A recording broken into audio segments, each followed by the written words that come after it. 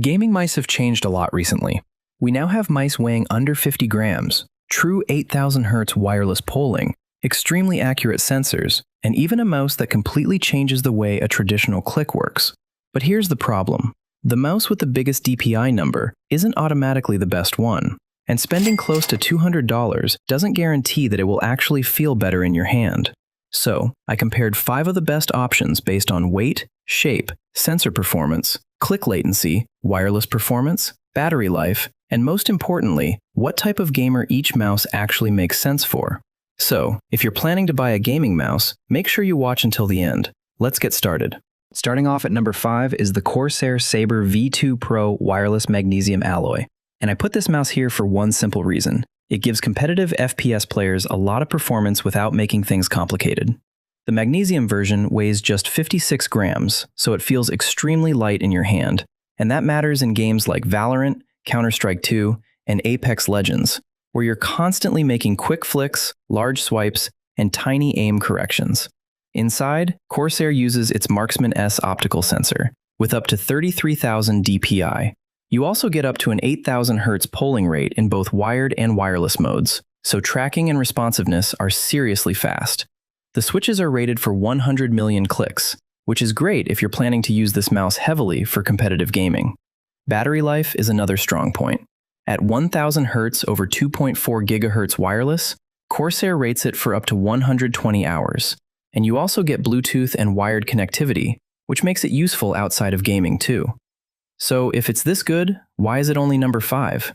Because the Sabre is very focused on lightweight performance. You don't get a ton of extra controls, and if you want a more ergonomic shape or something designed for productivity and MMO games, there are better choices. But if you mainly play competitive shooters and want something light, fast, and straightforward, this is a really strong option. You can buy this mouse at around $149 on Amazon. And once we move to number 4, things get even more competitive. At number 4 is the ASUS ROG Harpe II Ace. And this is where things start getting seriously competitive, because unlike the Sabre, the Harpe II Ace feels much more like a true flagship esports mouse. The first thing that stands out is the weight. At just 48 grams, it's extremely light, and you immediately notice that during fast flicks, quick direction changes, and longer gaming sessions. Inside, ASUS uses its ROG Aimpoint Pro optical sensor, giving you up to 42,000 DPI, 750 IPS tracking speed, and 50G acceleration. And you also get up to an 8000 Hz polling rate in both wired and 2.4 GHz wireless modes, so responsiveness is right up there with some of the fastest gaming mice available. The shape is also designed with competitive gaming in mind, especially for claw and fingertip grip, and you get Bluetooth and wired connectivity when you don't need maximum wireless performance. Battery life is another strong point, with up to 101 hours of use, and the optical switches are rated for 100 million clicks.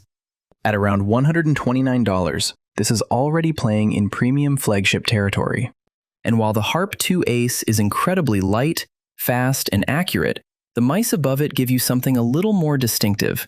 So, if you want an ultralight ASUS mouse for serious FPS and esports gaming, the Harpe II Ace is an excellent choice. But for the best gaming mouse overall, the next 3 have a slight edge, and that's why the Harpe II Ace takes my number 4 spot. At number 3 is the Razer DeathAdder V4 Pro. And now we're getting into serious esports territory. The DeathAdder has always been known for its ergonomic shape, but the V4 Pro combines that comfort with modern ultralight performance. It weighs around 56 grams, which is impressive for a full-size ergonomic mouse. But the bigger upgrade is inside.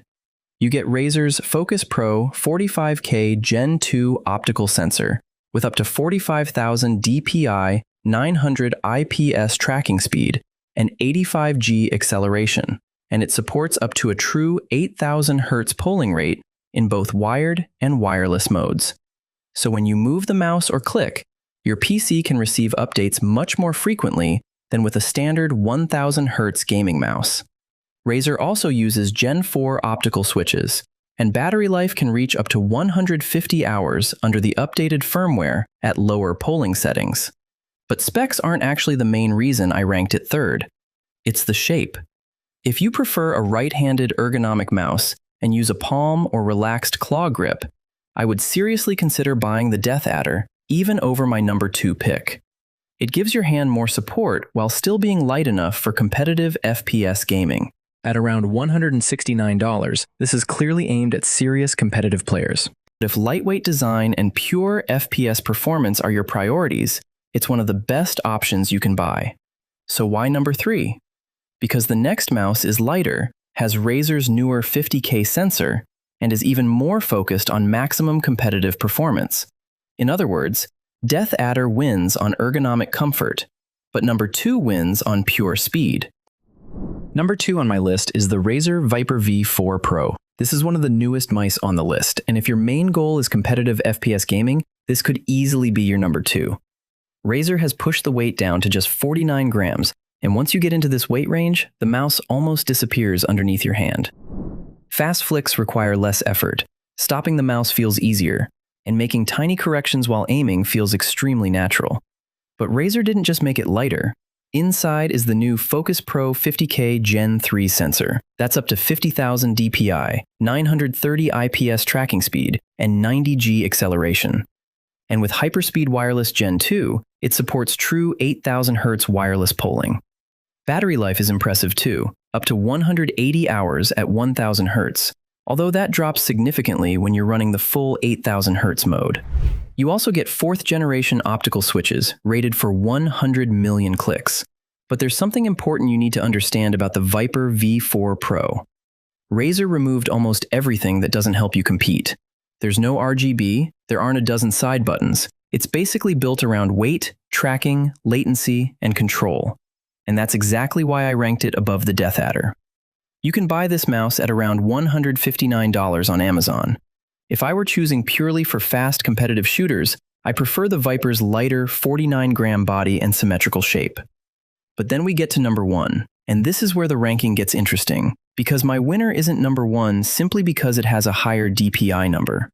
In fact, the Viper actually has the higher maximum DPI. My number 1 pick wins because it introduces something genuinely different to competitive gaming. Number 1 is the Logitech G Pro X2 SUPERSTRIKE. And this is probably the most interesting gaming mouse I've seen in this ranking, because Logitech didn't just upgrade the sensor and call it a new mouse.